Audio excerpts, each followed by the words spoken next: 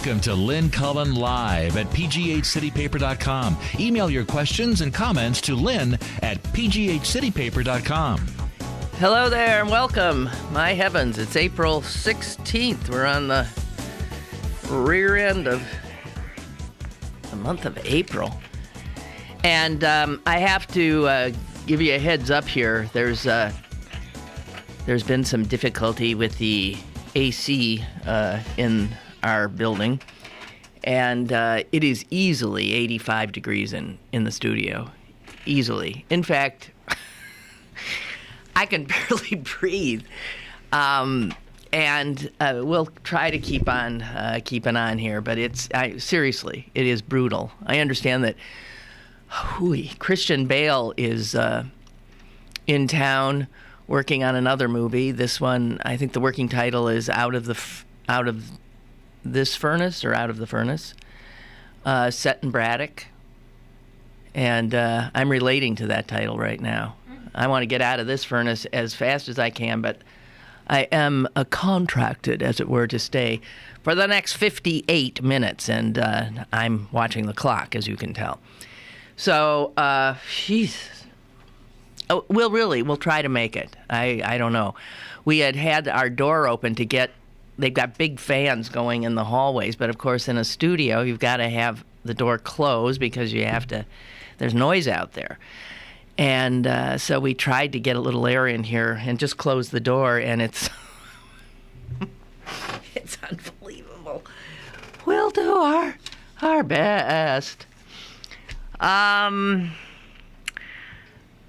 Few little items, none necessarily related to others, just things that flew by my eyes and or popped into my head that I thought I might want to communicate to you. I heard the most unbelievable thing. This comes in a legal realm today, and this was regarding a claim of self-defense. Now, clearly, we've been talking a lot about self-defense in regard to the Trayvon Martin case.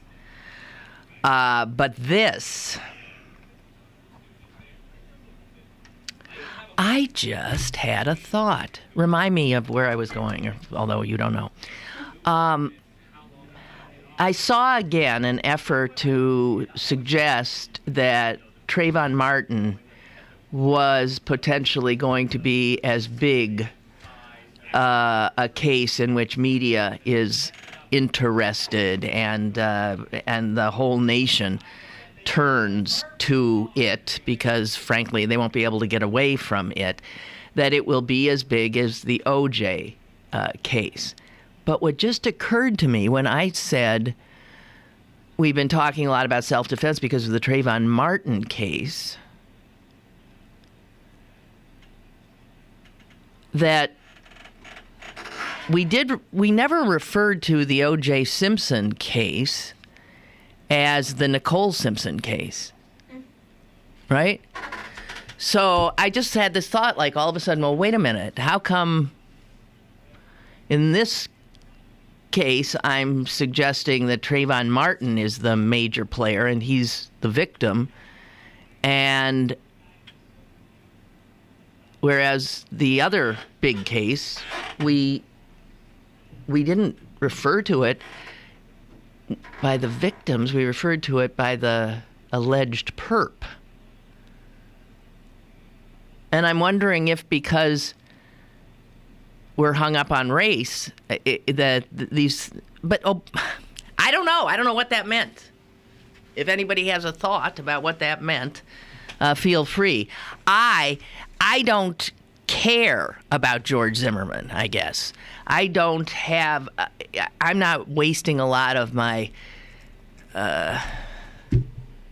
huge stores of empathy on him. I'm thinking only of Trayvon Martin. But so why didn't I think the same with Nicole Simpson and the other guy whose name now I can't even think of? The other victim. Goldman. But I can't think of his first name. I don't think so. I don't know. So I'm just confused by, maybe it's not Never mind. Okay, so that's what derailed me. Oh my God! I don't know if I'm going to make it. This is. I know. Are you? Yeah, I really am feeling a little woozy in here. And I who never sweat, am. I'm dying. Yeah, Jess is dying too. We're dying in here, guys. So here's what we sound like when we're dying. So I came upon another instance where somebody is claiming self-defense, and this instance makes George Zimmerman's claim of self-defense look totally rational. I mean, or you wouldn't laugh at it. Because the guy now claiming self-defense is the Norwegian mass murderer who blew away 77 people, most of them children. Heavily armed, none of his victims armed. He apparently is claiming now self-defense. It blows your mind. It blows your mind. Speaking of blowing your mind, those of you who have never taken me up on my oft-repeated suggestion that you need to check out daily news nuggets, really need to do so today. So Google Dayle. Do it now. I insist. Dayle. Don't spell it right. Daily. News nuggets. And that'll get you there. And you want the most recent installment, which came out today. And you want the story that is headline Pet Man Robot. Now you click on that and it'll take you to a site in which there are a number of videos. I strongly suggest watching both. There's the first one is a video about 2 minutes long of a robot that is being developed for the Department of Defense and its advanced research project. That's called DARPA. You might have heard of them. And this will blow your mind because robots now are literally becoming and being fashioned to be able to move exactly as humans do. You know, that robotic walk, like the Frankenstein walk of yore. Toodaloo. You will see a robot look absolutely human. Walking upstairs, running on a treadmill, doing push-ups. And it'll blow your mind, I think. But it's the second video, if you scroll then down the next video, that might give you nightmares. Because it sure as hell is going to do that for me.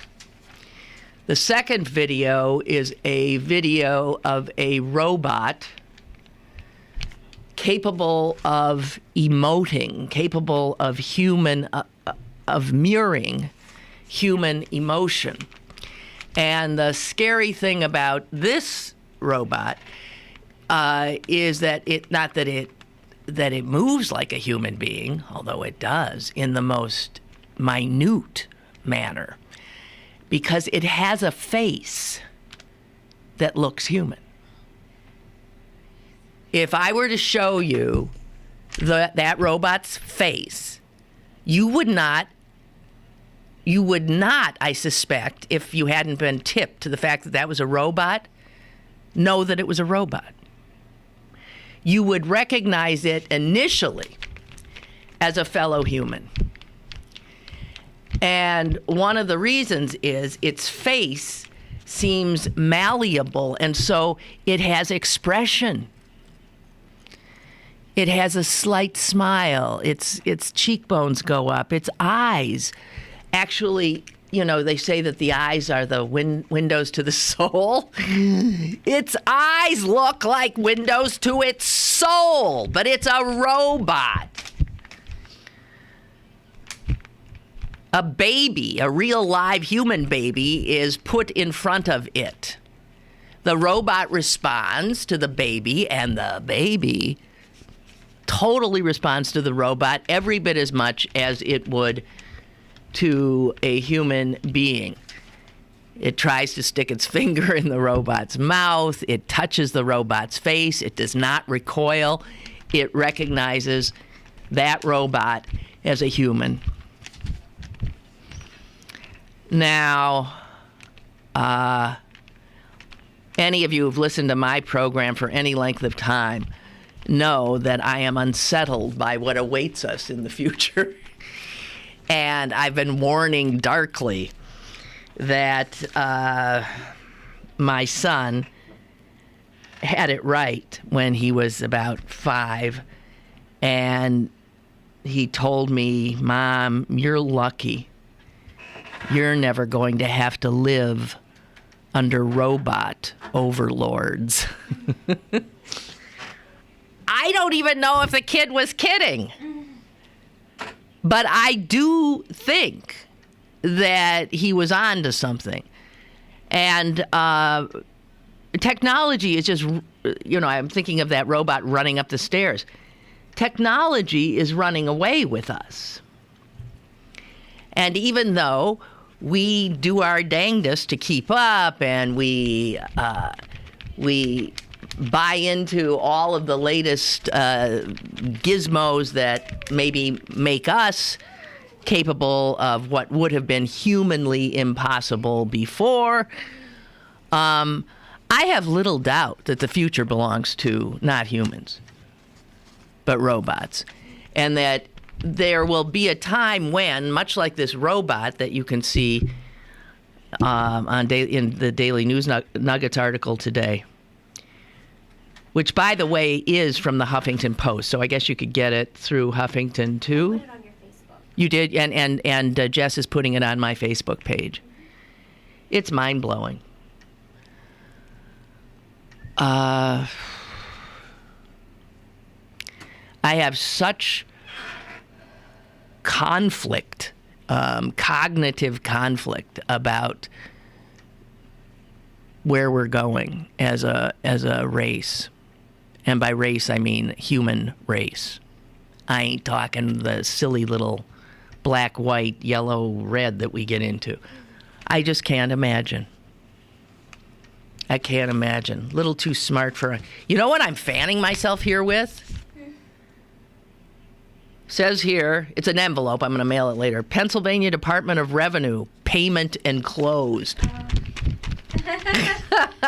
It's going to be payment that's like really, that check in there is really going to look beaten up because I am dying here. I'm dying. What do we got? 45 minutes. Whew. Hello? Well, yes, I guess that heat's a little taxing. Ha ha! Very good. Very good. It's you cannot imagine. It's got to easily. I said 85 before. We're in the 90s in here. You can't even. Literally cannot breathe. Okay, what's up, Clarence? Oh, you were talking about what's the future of the human species. Yeah. Say it that way, you don't have to worry about race. Okay. But yeah, a lot of futurists are talking about that. We're going, with robotics, genetic engineering, and all that stuff. We're basically going to be part, our evolution is going to take us to part machine. That's right. That's why I thought I would kill to have Charles Darwin be able to come back and look at this, because he was right about evolution, but in his wildest dreams, I don't think he would have figured out that human beings will take control of their evolution as we are doing. And I think we're doing it generally in a sort of unconscious way. But another thing that you should look into, or people should look into, is nanotechnology. That, where... Little stuff that can be implanted into you, to you get these little micro robots going and just, they're programmed to seek out cancer cells, and that's what they destroy, and that's it. Well, or they can repair things. No, I like that stuff, and I know that there are things where, you swallow a little camera, and down it goes and feeds back all the pictures that doctors need. That stuff is really wondrous. And here's the thing. That's because I was thinking yesterday. Don't ask me what made me think this stuff, but that's because I'm weird. Talking about like space travel and things like that. We can't travel to any other planets because it takes too long. Light years, and we could send robots and stuff. But the way to do it is basically make yourself. You could be human space flight, but you're part machine. You're a cyborg. That's right, and that's absolutely right. Yeah. I think that there'll be many different kinds of classifications of humans very soon. And the funny thing is that Star Trek has been talking about this stuff for how many years? Forever. I years? mean, this is where the sci-fi folks have been, it was fantasy to them, but here it is reality. And I think there will be people who are just ordinary people. And then I think the rich might lead the way because they'll have the ability to pay for the kinds of sort of maybe life-saving things that can, the nano stuff. Well, that's after the poor get experimented on. I suppose so. You'll see. Well, you can see. Well, there's some. There's like cybernetic arms. And legs. Going to the military right now. Right. And I mean, on the positive side of this stuff, it is. It's really wondrous. But for every positive, there's the dark side of it. There always is. It's like the nuclear bomb. You can blow up about thousands of people, or you have this unlimited energy source. That's right. But then again, which will it be? Maybe a little of both. It's always that way. Well, I think because there will be, I don't know. I think this is real trouble. I mean, we're talking about, the fact that what will war be like in 30 years? Well, war will largely be fought by robots. The drones are the beginning of that. The drones are the beginning, and as you if you watch these videos that I'm suggesting you watch, you will see that it's just a matter of time before these are the soldiers. Trust me, that's old news to me. There's this one. They kind of built it. It's a four-legged robot to like carry heavy equipment and stuff across the battlefield. Right. They couldn't knock it over. It was very strong. It can climb, unlike wheeled vehicles and all this stuff. It was a four-legged robot. I was trying to search for it quickly, but I couldn't find it. And it was cool. You say, hey, that's really cool for military and stuff like that. But it's also a cool rescue bot when people are in an avalanche and you can't get to them. That's right. Yeah, there's always the dark side and the good side. That's right. And but normally also they kill about 1 billion people, and then they say, hey, maybe we can use this for something positive. The other aspect of war being totally technological is clearly what we're constantly being warned about now, and is starting to happen. The Stuxnet virus used on Iran being part and parcel of it, but that war will be a bunch of geeks. Playing video games. G.I. Joe now will be this like geeky guy with a plastic pocket protector and horn-rimmed glasses and sitting in front of a computer because you can take down. Imagine all they have to do is figure out how to take down our pathetic infrastructure, our electric grid here in the U.S., which is horribly secured and managed. And they could have I don't know who they are, but they could have us on our knees and in great panic. There's an episode of the original Star Trek. Now I want to get into my super geek. I'm super geeky, yeah. There was an episode of the original Star Trek where on a planet people would just go into this vaporizing machine because the computers were basically running the war. And if you were killed, you had to walk into this machine and be vaporized. There was no bombs, no explosions because it was killing the planet. But it was almost like a chess game between two computers. That's right. So you have to be vaporized, and there's of course, So, isn't it odd though? In a way, I say that I said that like would Darwin have realized that we could take control of our own evolution, but we haven't taken control. It's going to run away with us.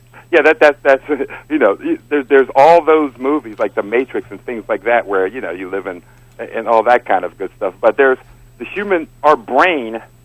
It's basically our emotions hasn't caught up with our intellect. Well, they can't. It can't. we're emotionally, we're not unlike our forebears who lived in caves. Mm-hmm. Yeah, exactly. So it's as if you superimposed on Neanderthals all of this wondrous technological stuff. We can't, and our legal system can't catch up to it. It is just, it's really amazing. Here's what I always tell people, like if you go through the Bible, they stone people to death for, all kinds of infractions. They use stoning. And I said, all a bullet is a really, really high-tech stone. That's right. They're still doing the exact same stuff. Yeah. But it's high-tech. Yeah. Missiles and bombs are nothing more than high-tech stones. Well, please, guys, check this out. I guess you could get it through Huffington Post or get to News Nuggets Daily, Dayle, News Nuggets, and it's News Nuggets 939. Oh, no, it's not. It's 9. Is it 9:39? It's 9:40. News Nuggets 9:40. Or go to my Facebook page. That'd be Lynn Cullen. Hey, Clarence, thanks a lot. You're welcome. Okay, Have a bye. good day. All right, bye. Well, we got 1/3 of the way through, and we're still alive. We're still alive. Woo-wee! Okay, so speaking of all of these things. And the technological wonderland we're living in, which will look like horse and buggy in just 2 years. I think another problem for humans is the speed, obviously, at which change is occurring. Change that literally has an impact on how we live, how we communicate with each other. Those are big changes. Those are huge. And change like that used to happen over decades and or even centuries. And the humans emotionally and psychologically are we're sort of wired to have time, needing the time to get our balance with change, because change is difficult. And now change comes literally every 2 seconds. Bang, bang, bang, bang, bang. And no one can get. So when you realize that people are afraid, this informs our politics. People feel unsettled. People are uncertain about the future. Well, hell yes. Why wouldn't they be? We don't know what it is. We are careening. It used to be 100 years ago, you'd get born and you could generally have a sense of what the world would be that you were living in. Maybe since the Industrial Revolution that has changed. But if you were born any time before, 1800 or something, things didn't change all that much, right? And the speed has ratcheted up to the point where I don't think we're capable of catching our breath. Okay, so speaking of all of that, and heading back here to Pittsburgh, and specifically to the unbelievable ridiculousness going on at Pitt, with these threats continuing. I just want to say that the subpoena issued over the weekend to this transgendered or transsexual, transgendered couple. Whatever, in Johnstown. That's going to prove to be a sideshow distraction, because I don't think there's any way those guys are involved. It doesn't seem to me. That seems like a separate thing. Just as the nitwit from New York who flew in here and was sending threatening emails and referencing Schick and the Western Psych massacre. Is a sideshow. These kinds of things beget this kind of crazynesBut the Post-Gazette tells us today that the FBI, trying and not getting very far, trying to follow the path of the emails, the threatening emails, ended up in New York City, knocking on a door in, I don't know where, the Bronx or something? Knocking on a door in New York City. And this was a group, an internet hosting service called May 1st People Link. And the FBI was asking them if they would please cooperate with the investigation trying to find whoever's behind these threats. And the hosting service in New York flat out said, no, we will not. We won't. We don't think we have anything that would be helpful to you. And anyway, we ain't going to do it because we want to protect the free and unfettered communication of the internet. And in fact, and I don't think the FBI, so the FBI had to say, well, okay, thanks, and leave. The FBI, I don't believe, can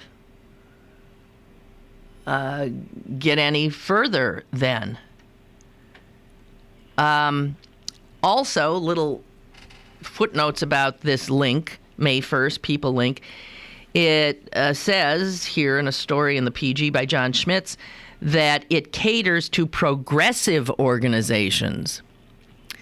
I'm thrilled to hear that. Progressive organizations and labor unions.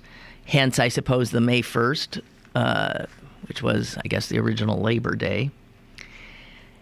May 1st put out a statement, some of which says this, and I don't know how you react to it. I can tell you how I do after I share a little of it with you.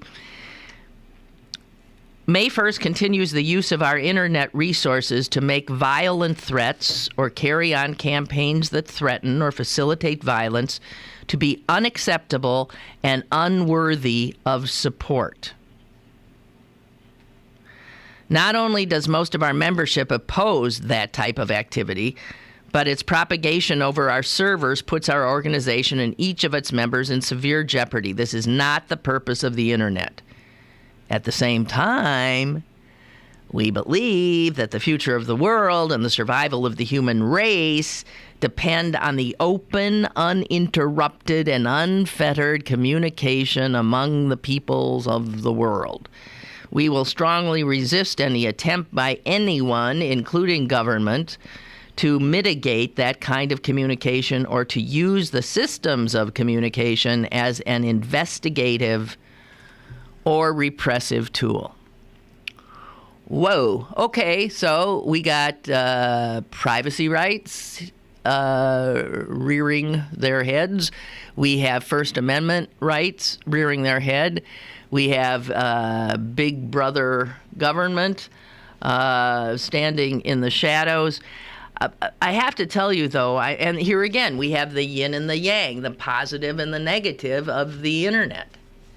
And I don't know that the only position is an absolutist one. I don't know. And I'm a little troubled by this, what looks to me like sort of tepid. It seems to me that what they've put out here gets a lot more impassioned when it's talking about not allowing the feds any access than when it suggests that it doesn't approve of, bomb threats. Because two things bothered me.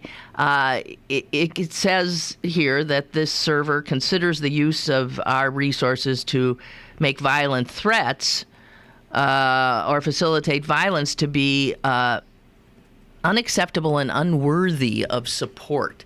That doesn't sound strong to me. I don't know. It doesn't sound strong. And then it's followed by something that sounds even less strong. Not only does most of our membership oppose that type of activity, wait a minute. Not only does most of our membership, so in other words, some of the membership supports making violent threats over the internet. I mean, I actually appreciate the fact that they seem very careful in the statement they made. But so once you say that we have some members that may, in fact, support this kind of activity, which we find unworthy, because we don't think this is what we should be doing on the internet, but we'll be damned if we're going to allow the government to use it to find the person who's doing this. And here again, I had referenced earlier that technology is running away with us. Our legal system is not keeping up and can't. So there you have it, sort of localized the positives and the negatives of the internet. I'm starting to feel queasy. Are you? Okay, we're gonna try to make it, but we might not. Drink water. Drink liquid, because you're getting dehydrated. That's why we're feeling queasy. Huh? Jeez. Okie doke. There are people walking around outside the studio that are starting to look dazed, aren't they? I'm going to take a break and immerse myself in a bath of ice cubes. I'll be right back. Email your questions and comments to Lynn at pghcitypaper.com or call Lynn at 412-316-3381. Lynn Cullen Live will return in a moment. Pittsburgh City Paper's in-depth election coverage is available now. Pick up one today for Bill Maher, Capelia, Doug Sneed, and Tigers Be Still. Pittsburgh City Paper available at over 1,700 locations throughout Western Pennsylvania and on the web at pghcitypaper.com. It takes 12 years to create a graduate. It takes about the same time to create a dropout. And at the end of the day, the difference between a child becoming one or the other could be you. So United Way is asking you to make a pledge. Tutor a child who needs help. Mentor a kid who needs someone on their side. Volunteer to read to children. Because when a child advances, we all advance. Be a reader, tutor or mentor. Give, advocate, volunteer. Live United. Take the pledge now at liveunited.org. Brought to you by United Way and the Ad Council. You're listening to Lynn Cullen Live at pghcitypaper.com. Once again, here's Lynn Cullen. Okay, we've just, we don't know that we're going to be able to continue. It's really, and I did have a guest that we were going to call in about 15 minutes, but I just really don't know. I'm starting to feel ill, and so is Jess. The other thing, I just want to bring this out because, okay, so now the server guys in New York won't help the FBI try to find the SOB who's paralyzing Pitt. And then the news is full of all this other stuff, too, involving the internet with the FCC, the FTC, all these federal agencies gunning for Google and the information that it culled from its Google map when it did its Street View project. And I can't even say I understand all this, but it turns out that Street View project collected not only little pictures of your house, but as those specially equipped cars drove by our houses, they were also taking in all kinds of information, believe it or not, about our internet connections and, in fact, even being able to see immediately what was on our computers, like whole emails. And you know what? I can't do this. I'm sorry. I'm just not feeling well. Sorry. We're gonna truncate this. I'm dripping wet and feeling weak. So I'm sorry. I hope to hell they have this fixed tomorrow. I can't. We can't function in this. Sorry. And so this episode of Lynn Cullen Live ends so that tomorrow's show can still be called Lynn Cullen Live and not Lynn Cullen Dead. Okay? Sorry, guys. I know I'm prone to exaggeration. It's now about 110 degrees in here. It really is. It's like I don't even think our machines are going to be able to function in this much longer. I got to go. We got to go. This is lunacy. Talk at you again tomorrow. Please fix this.